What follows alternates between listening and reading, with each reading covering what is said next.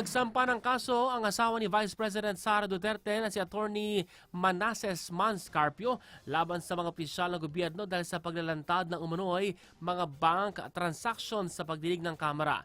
Tinututukan ng reklamo ang mga opisyal ng Bangko Sentral ng Pilipinas at Anti-Money Laundering Council, gayon din ang ilang miyembro ng House Committee on Justice. Nauna na pong inihayag ng AMLAC na may halagang umaabot sa higit 6 na bilyong piso ang covered at suspicious transactions na nauugnay sa mag-asawa sa loob ng halos 2 dekada. Depensa po ng kampo ni Carpio labag umano sa Anti-Money Laundering Act ang paglalantad ng ganitong impormasyon at walang exemptions ang batas.